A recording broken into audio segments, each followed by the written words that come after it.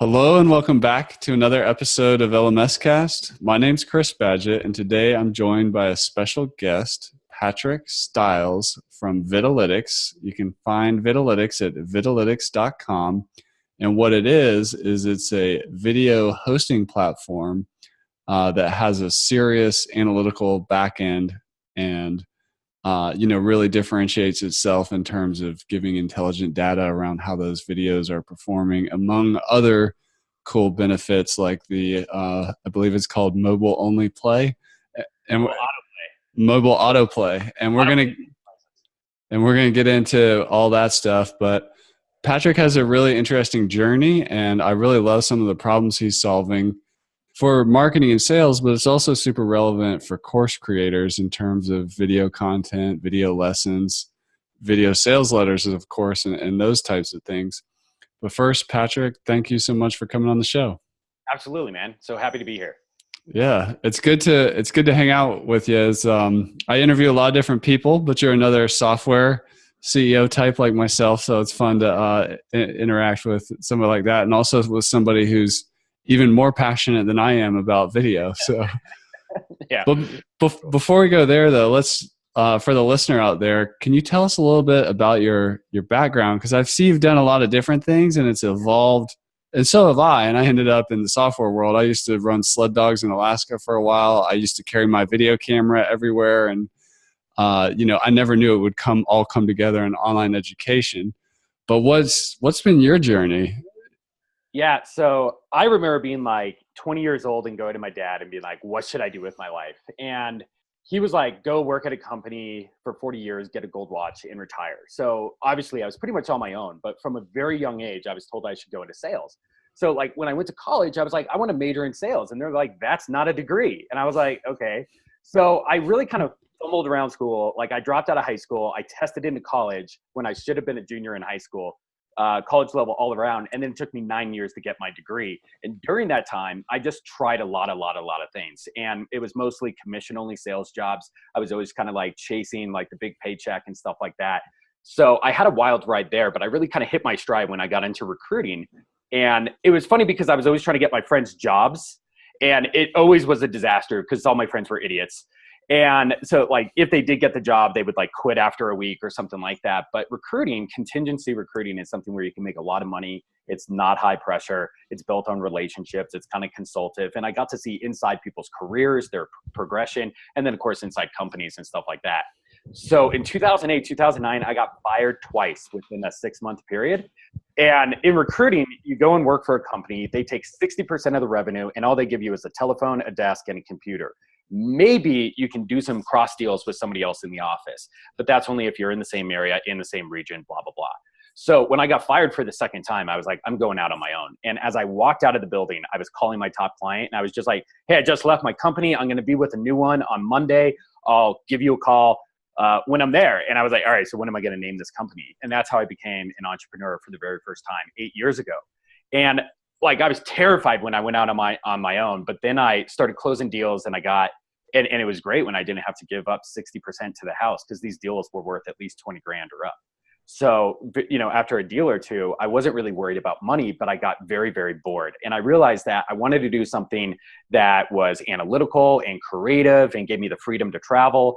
And long story short is I fell into internet marketing, and I didn't know anything, but I started a supplement company with a co-founder of mine, Elizabeth Thompson. And I spent $5 grand on inventory, and I didn't know how to build websites. I didn't know anything about marketing or about traffic or anything like that. And I really just stuck with it until that business became successful. And it was a lot of failure and a lot of trial and error and stuff like that. But once I finally got that business going, I wound down the recruiting firm, and I started traveling around, and I did the digital nomad thing for years. I lived in like 7 other countries through Europe, Asia, South America. I met my wife in Buenos Aires. And she works with me now. She's on her 4th startup of mine working together. So she's kind of like a startup veteran, and she majored in literature. And it just kind of goes to show that you never know like where your path is going to lead. And during that process, I got into video as well, because that was a big tool that I was using online to sell. That's awesome. That's quite the journey, and it's a windy road, but I'm sure it was a lot of fun, and it sounds like it takes a lot of just self-reflection and knowing what makes you tick and doesn't make you tick.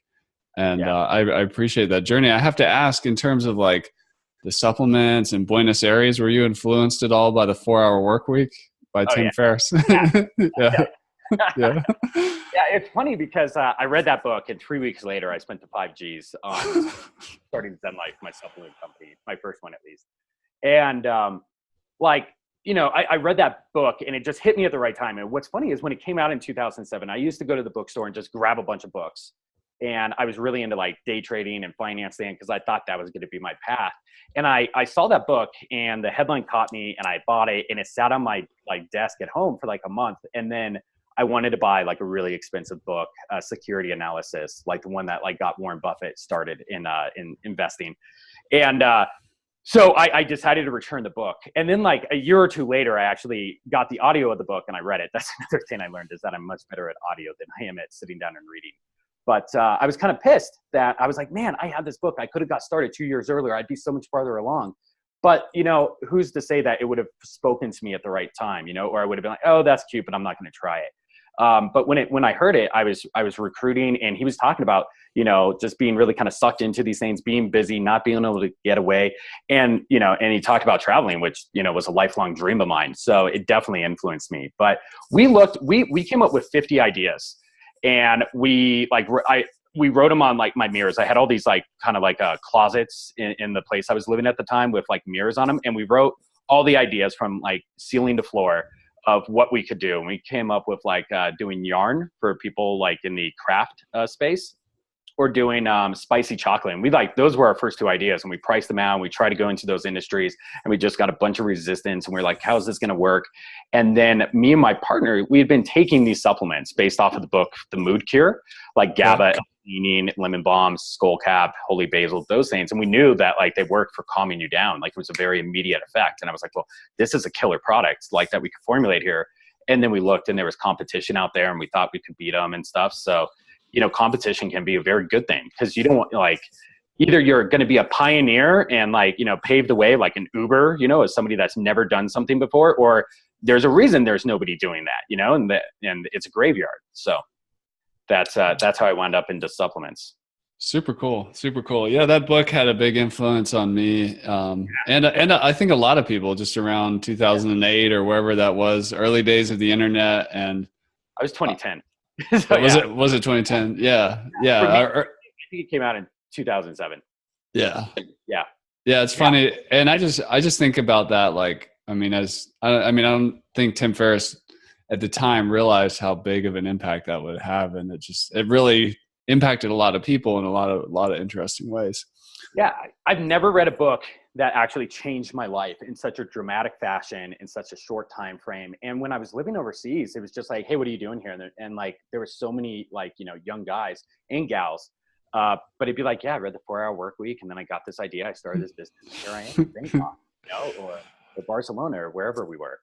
So. Yeah, same. I read that book, and then I actually got into some real estate investing, and I was selling some property, and I had read about Tim Ferriss selling the puffy pirate shirts on Google AdWords, and I started doing, early days when it was really cheap, and I was getting all kinds of traffic to my Craigslist ads for real estate and stuff. But it was just an interesting time in the more immature days of the online business world, and it just keeps evolving, which brings us to the present day of video, which is so awesome and so cool. And I've always been surprised when course creators come to me and they're asking for the video recommendations.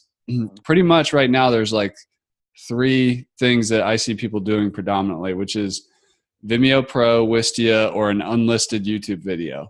And then I came across you and saw Vidalytics, and I was like, oh, that's an interesting angle. And, but tell us, like, what is Vidalytics? Like, it's video hosting, but what else does it do? Yeah, so it's video hosting for you to put a video on any website that you want, right? So it's like kind of like a Wistia or Vimeo.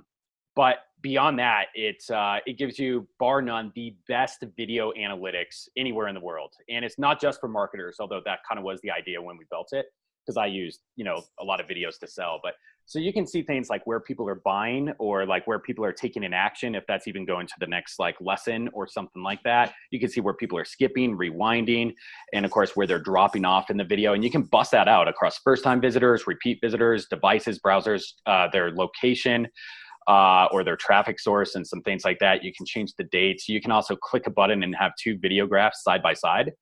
So that was like a really fast like overview of all the analytics, and you can slice and dice it and get like hundreds of different combinations just with those, because they overlap all those different things I just listed. But then beyond that, we also have autoplay on mobile devices, and you have the option to make it full screen when they tap it, or just unmute it when they tap it, because it won't autoplay with sound, so it doesn't annoy somebody on a mobile device. And then you can also have like a custom thumbnail that they only see when they pause the video. So a thumbnail that they've never seen before, only when it's paused. You can have in video call to actions, and you can also do what is it? This is one that we did for you and Brad recommended, is domain whitelisting, and really big for course creators that they want to, kind of control where their content's going to be listed and stuff like that, so somebody doesn't hijack it. So, yeah.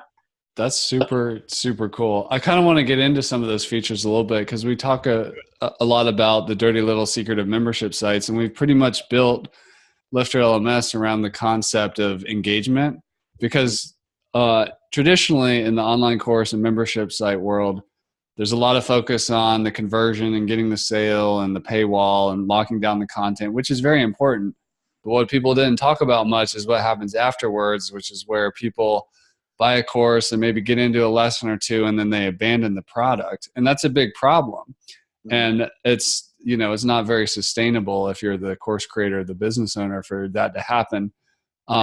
For the long term. So part of understanding where people are disengaging is having some analytics, and not just going off of assumptions of like, oh, they weren't a good fit, but maybe your content's too long. Maybe, a certain video is like, if something that's being said in the video is like really causing people to disengage, that you could isolate down to like, a second frame. But, so like what would be an example? Like what kind of stuff can I see in the analytics? Yeah. You bring up like a really good point, that like as a course creator, like your goal is engagement, right? Or to teach them something, or to like give them reassurance on their purchase, right? To kind of like deliver on the goods that you promised, like before they signed up. And of course there's business needs there to like mitigate like refunds, and to get them to like kind of stay in your universe and to buy other courses and stuff like that. But there's so much that you can see. Literally you could see where people are dropping off, and we see this in like marketing videos where we maybe introduce the product, and it's like, all right, and this is how I solved my problem, but you can't work with Dr. Gregory, but now you can buy this in the form of a supplement. That's just an hypothetical example. So you can see that, and people just immediately drop off. Or there's other things too, where like, and this is something that you can't get anywhere else, but seeing first-time visitors and repeat visitors, maybe the drop-off are people that had already seen the video, and they're like, okay, I just wanted to refresh on this section, or the skipping and rewinding. And if you don't have the context of, hey, is this somebody that's seen other videos, and you could do that with conversion actions and just place a conversion on each video, because you want them to hit each one. So you can create different conversion actions inside of Vidalytics. It's a script that you drop into your somewhere on your website, and it just fires. But then you can see, all right, this person watched all 10 videos or all 10 modules. And but then maybe they came back and they rewatched one, or they skipped over part of it, or they hit something where it's like, all right, now typically this costs $1,000 to start building this in your home, like in a course, and they're like, oh my God, I don't have that, or I thought this was going to be easier, or they get discouraged, they freak out, they have that self-doubt, something that like we all battle with. And like, you can see that dropping off in the videos, or of course length. So there's like a lot of different ways that you would be able to kind of see how they're engaging with it. And of course, a feature that's coming down the pipe, hopefully within the next 2 or so weeks, is going to be a Zapier integration. So you can tag your email contacts based on how much of a specific video that they watched. So, you could basically just tag it video 1, 2, 3, 4, 5, 6, 7, 8, 9, 10. And then if they've only gone up to video 5, hey, video 6 is waiting for you. There's a ton of awesome secrets there. This is where I explained to you how to do the ABC trick that took me 6 months to figure out on my own, and it allows you to communicate them communicate with your audience in a much more personal way and see how they're consuming that content. That's super helpful. We talk a lot about, the launch of your course is not the finish line, it's really the starting line. And that could be your marketing funnel, like how you sell the course.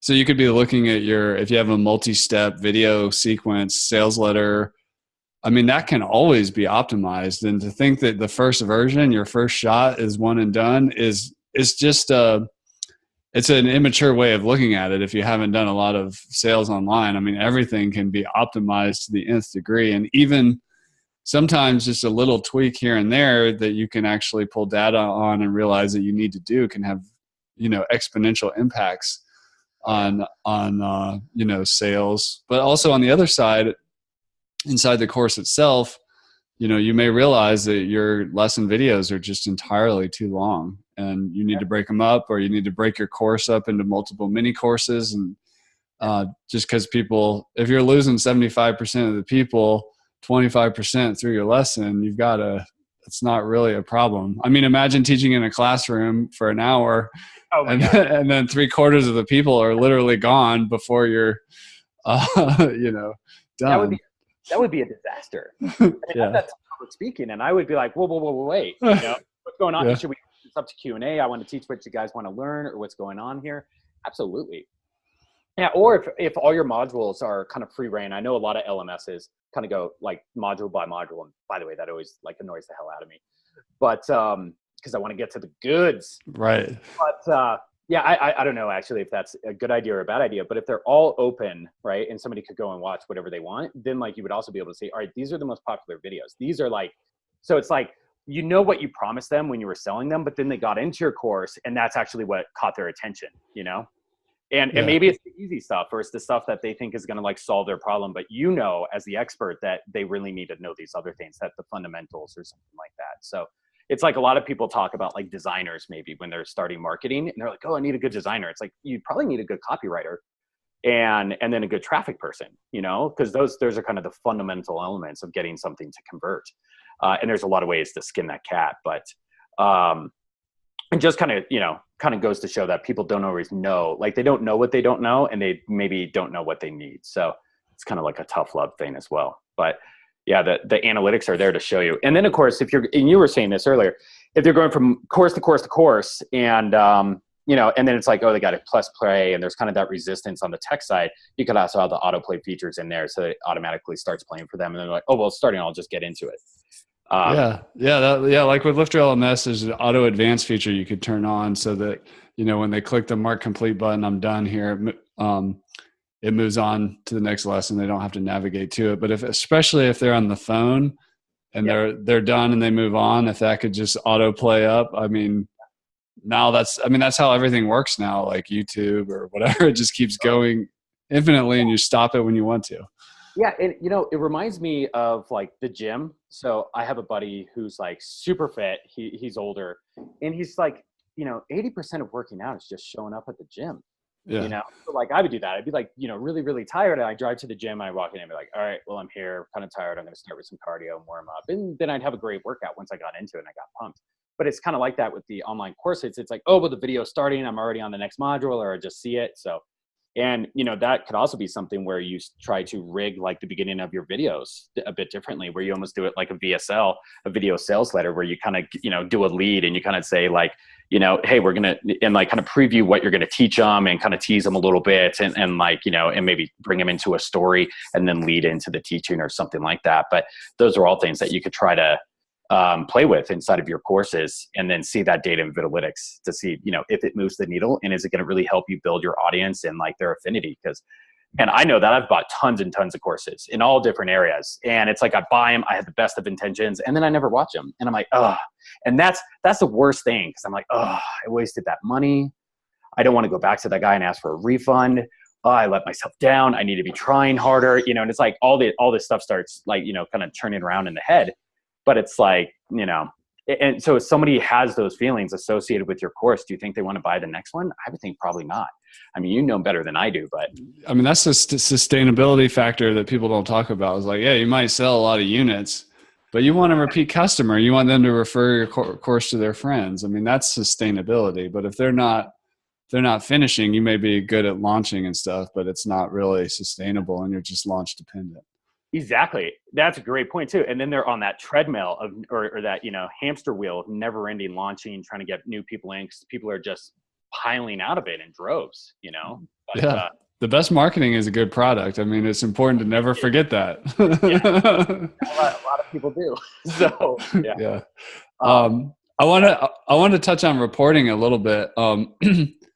You know, in the WordPress space where we are, it's kind of like a build it yourself. It's completely extendable. You own the platform, as opposed to renting space on like a Teachable or Udemy type marketplace environment. It's like, it's your website. But one of the things that makes WordPress powerful and owning your own website is, you know, you've got plugins and themes and these different things that you configure. And when it comes to when you own your platform, you do not want to get into the video hosting business. You want to let smart people like Patrick and his team get into the video hosting business. But what we end up doing is we end up embedding, you know, the video into our lesson content with other content, or even just the video. The video is the most popular form of lesson content these days. But what happens in LifterLMS, and one of the things that makes the learning management system different from a traditional membership site or online course, is there's more structure to it, and there's a lot of emphasis on reporting. So you can go into the back end of your LifterLMS site and look at reports, you know, and people do need to click a mark complete button. They do need to, like, you know, advance to the next quiz question and things like that if they're taking a quiz. But in terms of the video content, there are ways of making it so the mark complete button doesn't show up until the video finishes. But, you know, all things being what they are in terms of in WordPress, you bring all these pieces together to create your platform. There's not really a unified analytics point. Like, if I was using Vidalytics, I would, as a online course entrepreneur, I would want my LifterLMS analytics. I would then go to my Vidalytics analytics, which would be awesome. And then I would go to my Google Analytics. And that's where I would get all the business intelligence and teacher instructor intelligence, like what's working, what's not working. Yeah. But by adding in that layer of analytics at this video level, I think is super powerful, and it fills in a big gap in terms of, you know, the teachers that really care about engagement and, you know, continuous improvement. It's a really powerful tool. Well, and especially if you're just getting started out there and you don't necessarily know what people want, or, you know, just knowing what they respond to and how they're connecting, because video is incredibly powerful and everybody knows that. I mean, Gary Vaynerchuk says, if you're not using it, you're going to lose, you know. Yeah. YouTube, Google, all these big tech giants, Facebook, they're all going heavy duty video. And it's like, so video is really effective, but the problem with it is that you don't really, it's like, it's kind of a black box. You don't know what's happening inside of it. So that's kind of like why Vidalytics was created. And I mean, like when you're talking about your courses, it reminds me of my friend that's an author, and she's a great writer. She's created movies as well. And it's like, you know, she's like, all you really need is 1,000 people in your audience, which may sound like a lot, but as far as conversions, like I've sold tens of thousands, maybe hundreds of thousands of people, like, you know, supplements over the years. And so it can come really fast. But she's saying, if you have just 1,000 people, raving fans, maybe it's 100, but anyways, like in your tribe, that's all you need. And you can keep launching things to them, build a relationship with them, listen to them, to what they want. But, you know, if you're not connecting with them, then, you know, they're never going to have that opportunity. Even if you have the goods to deliver, they don't know that. And people are in a, you know, info overload, you know, mode most of the time. So they're just looking for an excuse to screen you out. That's how the human brain works with the reptile brain, like back in, you know, close to our brainstem. We're just like, is this a threat? You know, can I mate with it? Can I eat it? You know, next, you know, and it's like, so, you know, we're kind of like scavengers just wandering around. And that's where a lot of our like screening process happens with, especially on the internet, with banners and pop-ups and, you know, new ads and emails and alerts and noises and all this stuff. I mean, our brains are not, you know, really designed to handle like the internet of what a crazy complex like environment it is. You know, like the only thing that would probably simulate it if we're getting like stampeded by like a bunch of animals in the jungle and we're like, you know, trying to get our kids out of there or something. So, so really connecting with somebody, that's the hard thing in 2017 and beyond. So like a lot of people know that it's video, but if you're starting out and you're trying to find your tribe, like you got to know what talks to them. And I know for myself, I've ran a lot of split tests. That's actually how I got into software. I built my own split testing software. saying it's server side and it's hooked up to this Bayesian statistics engine and stuff like that. So it's really cool if you're a nerd, apparently. But you know, we've done tests and it's just like I'm wrong so much of the time. Even as an experienced marketer in a specific niche, it's like I still get things wrong and I don't know necessarily what people are going to respond to. So yeah, I think that's a very you know, mature thing, or just comes with time in sales or teaching or whatever, is like, you know, or you hear adults say it. I guess I'm an adult now. I'm almost 40, but okay. you know, the older you So, yeah.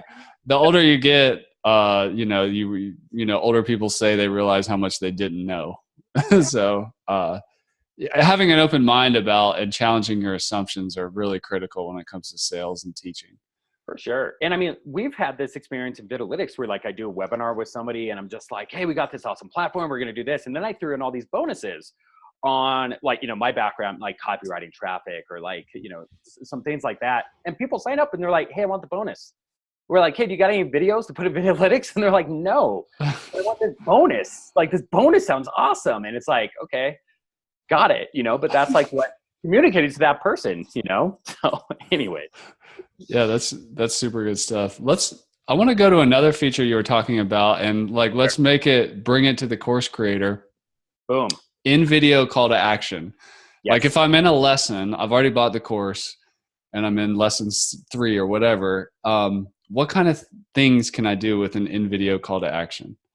So an in video call to action is like, it's kind of like a banner that sits on top of your video, right? Kind of like a YouTube in-stream banner kind of thing that you see sometimes. And you set the time that you want it to show up, the time that you want it to stop showing. You write the text that you want it to be inside of it and the link that you want. And you can either have it open in a new tab. If it's kind of like, hey, if you don't remember this from lesson number 1, you know, it's right here, you know, or click this button, or you don't even need to say that in the course, because maybe that's hard for you to remember, or like later you're like, oh, because like if you get a lot of support tickets and people are like, hey, you were talking about the XYZ, where was the XYZ? You go, oh, what's in lesson 2? And then you add a little call to action. It's like, hey, if you to refresh on the XYZ, you know, go to lesson 2, and then they can click it. It opens in a new tab or something like that. Or it's like, hey, the video's over, go to the next lesson, you know, or go get started now.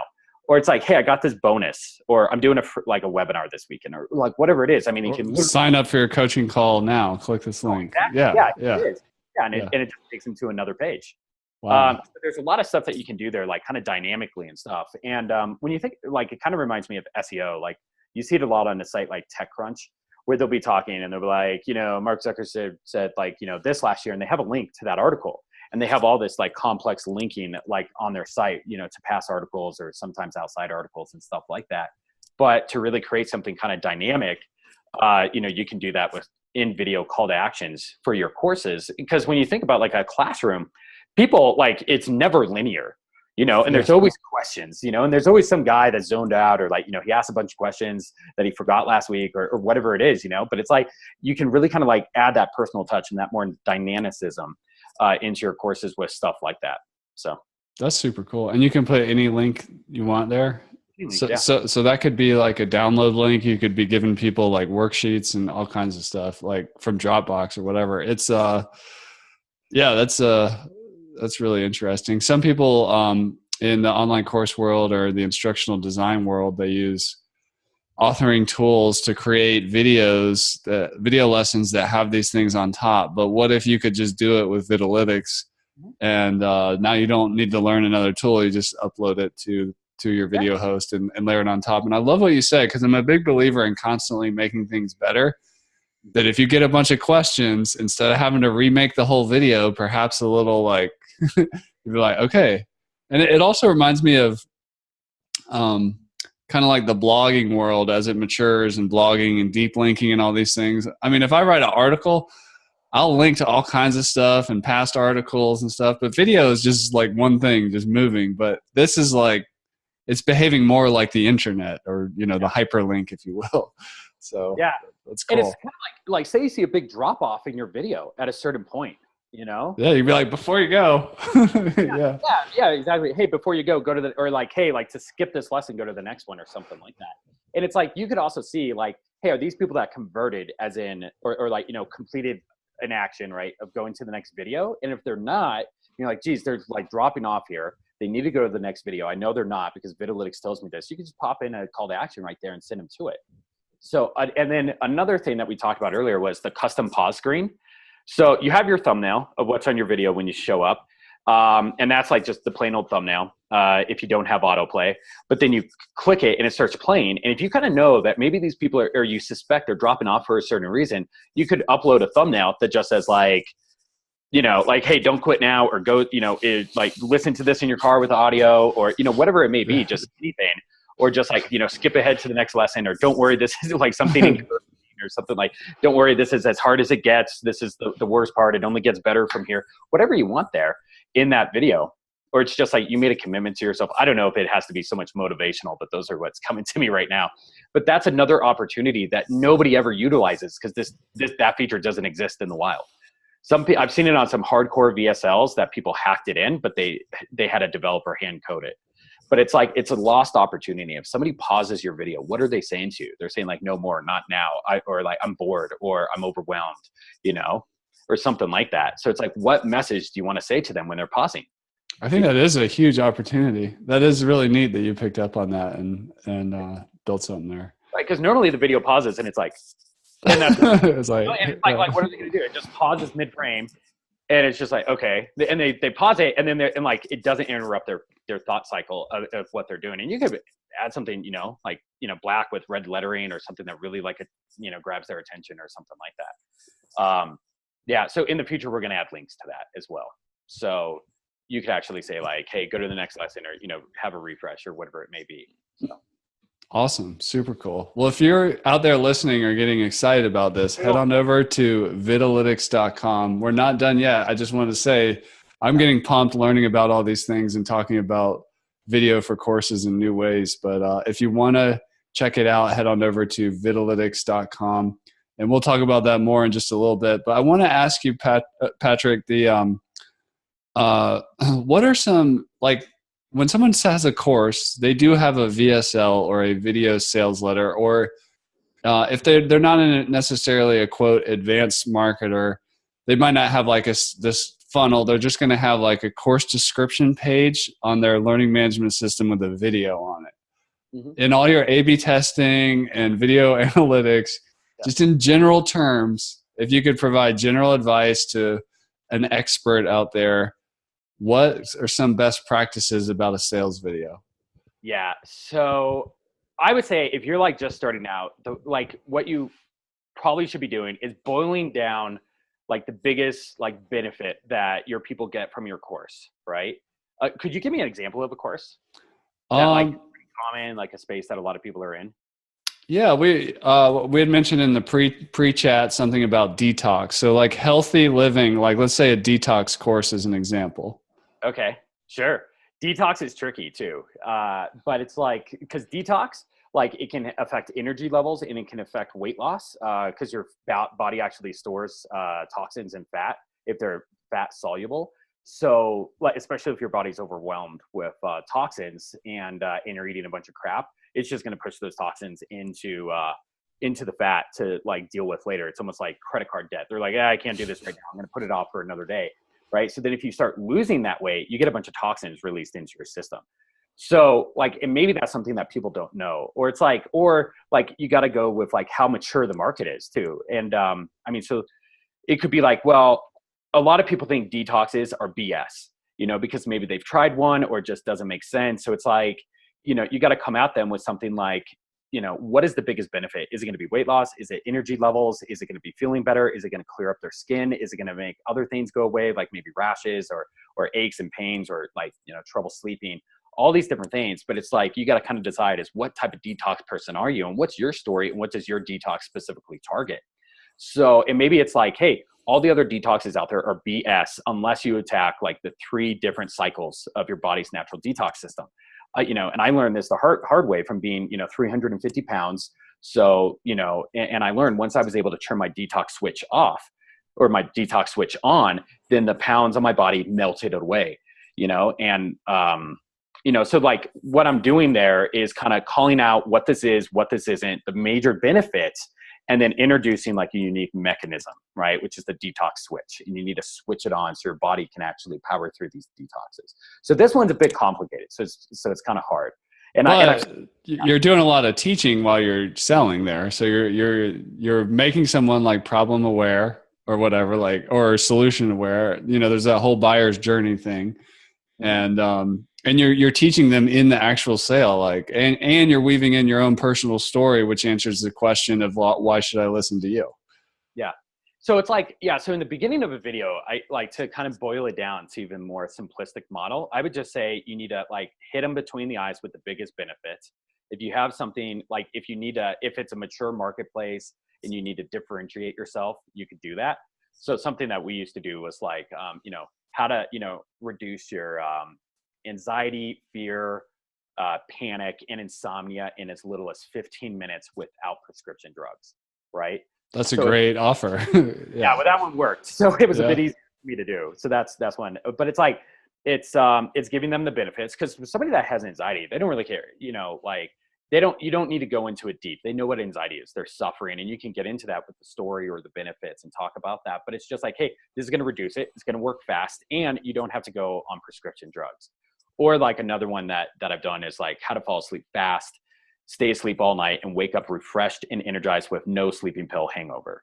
And something like that. So it's kind of saying like, hey, you're going to fall asleep fast. And those are kind of the major symptoms of insomnia. Those ones I hit: falling asleep fast, staying asleep, and waking up refreshed with no sleeping pill hangover. And that sleeping pill hangover is important, because if something if something is strong enough to knock you out, it's strong enough to make you feel like crap in the morning.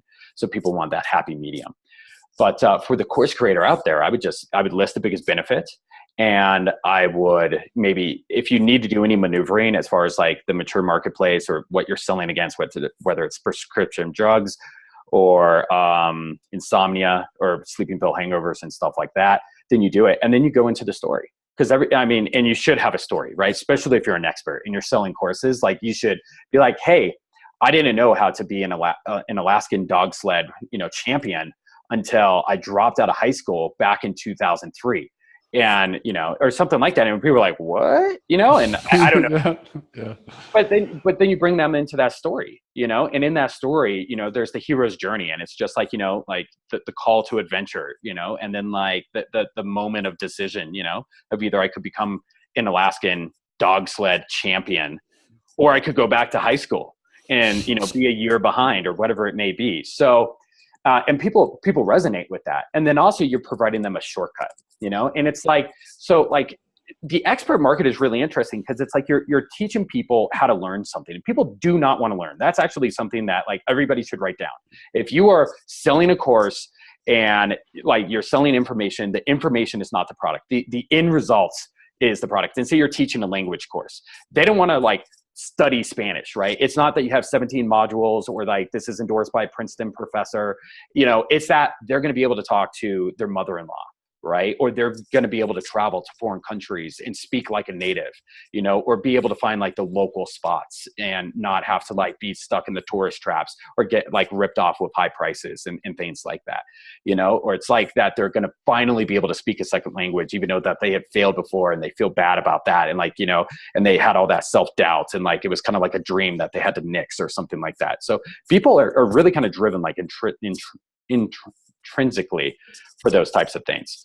So that's like what you would be selling, and then of course your story should be that, I flew to Buenos Aires. I didn't know any Spanish and I was forced to learn because my hotel was booked and I slept on the streets and I made a friend named Pedro.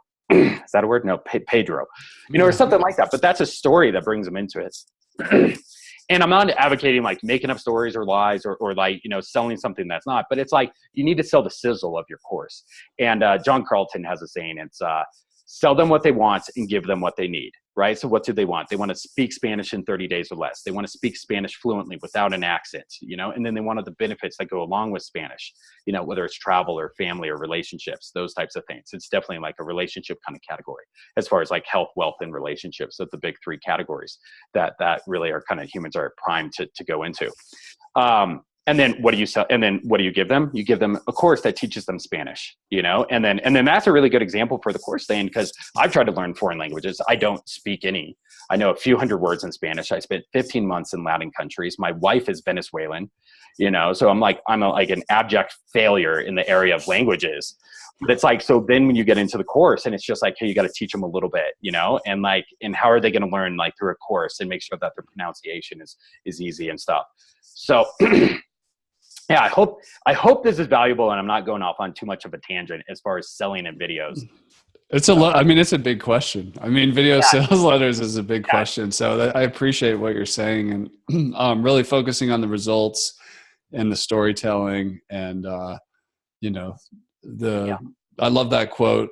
Sell them what they want, give them what they need. For example, in the detox space, people don't necessarily want to do all the stuff that's like required to, you know, the diet changes or the lifestyle changes or whatever, but you gotta, you know, you still have to sell them what they need or what they want, which is the, you know, the better life or the anxiety or the sleeping better and all that. So, yeah. And like it goes, like, a good thing to keep in mind is that people want it, you know, fast, easy, cheap, simple, you know, they don't want to struggle for their Spanish lessons, you know, they want to like people out there, like if you're selling a language course, I'll tell you right now, the ideal situation is that it would be the Matrix and somebody just zaps the information into their brain and they're like, I speak Spanish. You know, that's like what people are going for. So you got to make it seem that easy or that fun or that like, you know, smooth and stuff. And that's actually where like an engaging lesson comes into play. And that could be like a really interesting thing, like as far as a mechanism inside of a language course where it's like, you know, I failed for years and years and years trying to learn Spanish. And I did one-on-one lessons. I did Spanish in high school. My brother's fluent. My wife's fluent, you know, and I did the online courses. I did Skype lessons and nothing worked until I realized that I was too amped up and I was in my English brain instead of my natural Spanish brain. And I had to break down into that level with like meditation and, you know, micro hyper learning or something like that to quickly learn it. And once I realized that I had to slow down and take little chunks, I was able to do it in 30 days. You know, that would be like a pretty good like lesson. So after all that talking, we got to something halfway deep. Yeah. That's good. There's actually a lot of language learning people in the LifterLMS community. And you had a insight that went off for me, which is like, I always wondered why I could only roll my R's. I've lived some time in Latin America when I've been drinking. And I think it must have to do with Spanish brain. I think it's what you said. I'm too amped up. I'm trying too hard. But if I'm just relaxed, and all of a sudden I have like the Spanish brain comes on, and I'm just not overthinking it. Yeah. So it's cool. That's really good. When you think about it, you don't think like about English, right? It just comes out. It's almost like the operating system of your mind, if that's your native language. So yeah, that's a really good example with rolling the R's. I love it. And another, like, and it's kind of similar to the golf swing. You know, people are like, you know, like you can try to give it to somebody that's failing in golf, you know, you can try to give them 1 or 2 pointers, but then beyond that, you're just going to overwhelm them. They're going to think too much. They're going to be like, all right, now I need to like, I'm not a great golfer, but it's like, I need to cock this back. I need to keep my arm straight. I need to like, you know, twist my wrist. I need to follow through, you know, and they're like thinking too much and it needs to be natural. You know, my best golf hits were always when I relaxed and I just kind of was like, I just kind of let my body like intuitively do what I was trying to like really overthink and stuff. So yeah, those are some of the things. And again, it's not the golf lessons. It's hitting that hole in one or, you know, destroying your buddies on the golf course, you know, or winning bets, you know, or the face, the look on their face when you like, you know, come in under par, whatever it may be. So I got something else for you. You want something else in creating videos? Sure. Okay.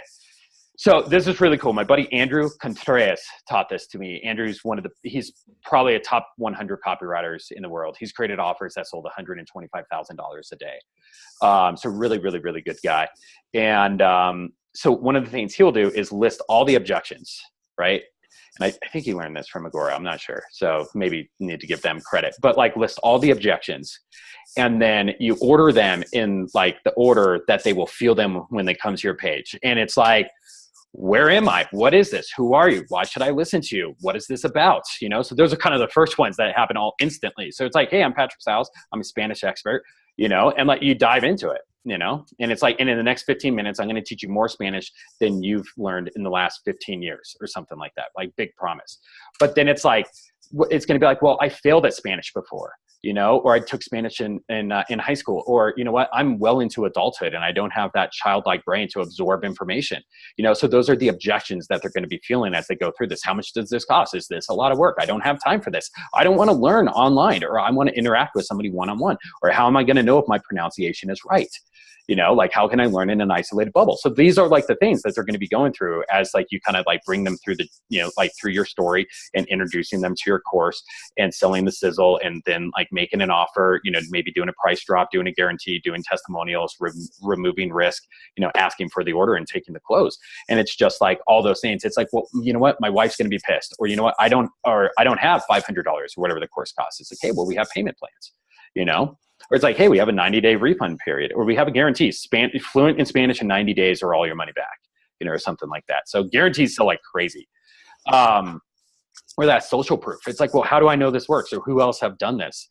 Has somebody done this that's in their 60s? So those are kind of some of the things and that can really kind of help mostly with like the outline of where you're going, because sometimes I would like write a script for a video, and I would just get off on these tangents, as you can probably tell from like the way I talk, like I'm prone to that.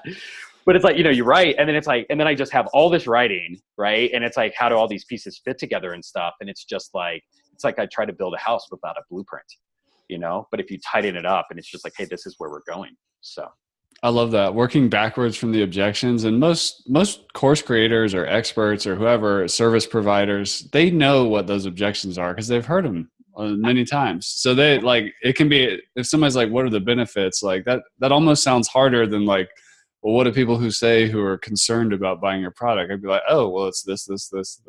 Yeah. Well, what could they really want? Well, they want to speak Spanish. No. Why? Well, because they have a mother-in-law that they can't communicate with, or their grandmother, like a personal story, an emotional story. They can't communicate with their grandmother. She's old. She's not going to be around much longer. And they really want to get those stories from like, her childhood and stuff so that they can pass them on into their own family. That's something much more powerful than like, you're going to know 300 or 3,017 words in the next 90 days. You're going to learn the vocab of this. You're going to be able to roll your R's. Nobody cares about that, when you think about it, unless it's like, I want to be so fluent that people think I'm native or something like that, right, into a different kind of like, motivation. So. Yeah, that's super cool. Well, Patrick Stiles, ladies and gentlemen, Vidalytics. That's VIDALYTICS.com. And it's actually pretty easy to spell. Like, it sounds like or it spells like it sounds. But before we go, I wanted to hear from you. I'm super stoked in talking to you, and especially as another software entrepreneur. I'm a course creator. I scratched my own itch, and it's how I ended up in this place where I am. I wasn't just trying to like, oh, I'm going to create a software product. Like I eat my own dog food basically. And hearing your story and doing your video sales letters and being an entrepreneur across multiple industries and needing data on your videos that drove the inspiration for this product, I think that means a lot.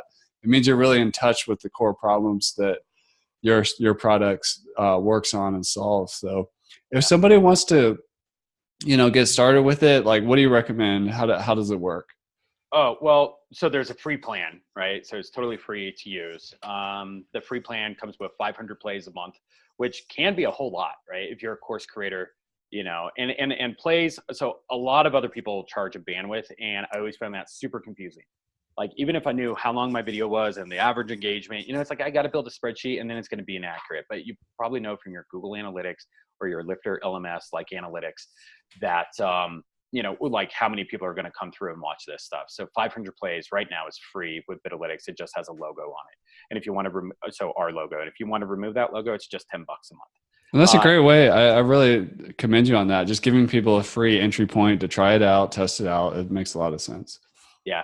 And then if you go over those 500 plays, you can just buy some more and stuff like that. So it's not like you got to upgrade to like a, $100 plan or anything like that if you have 501 plays in the month. So I wanted it to kind of be like transparent and easy to understand and stuff like that. So that's definitely it.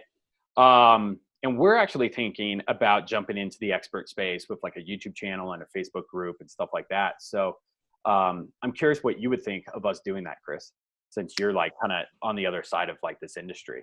In terms of teaching people how to sell with video, or is that? Yeah, and all the different like kind of bells and whistles of like Vidalytics and how you can trick it out to make more dough. Yeah. I'm a big fan of software with a service with community.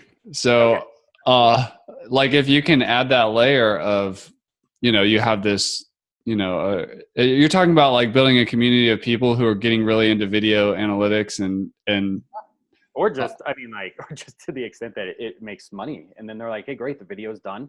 Let me go work on my passions or another area of my business or until I need another video or something like that. Yeah. I mean, I'm a huge fan of the expert space and people need help. Like as the world gets so noisy that, whatever your angle is to like help, especially with all your varied experience and different entrepreneurial journeys and everything like that.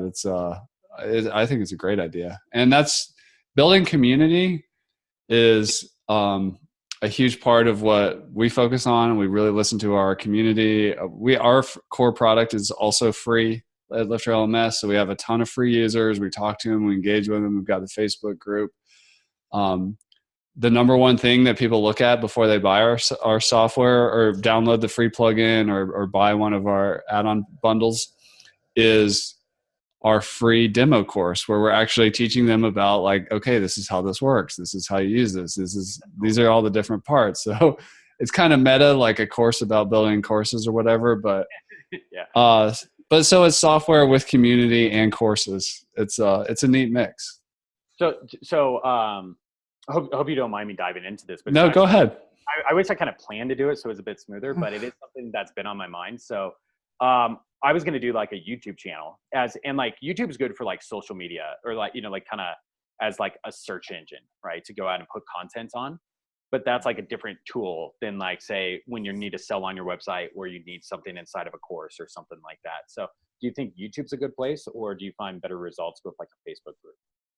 Well, Facebook for community, YouTube for SEO value. This is actually one of my favorite topics.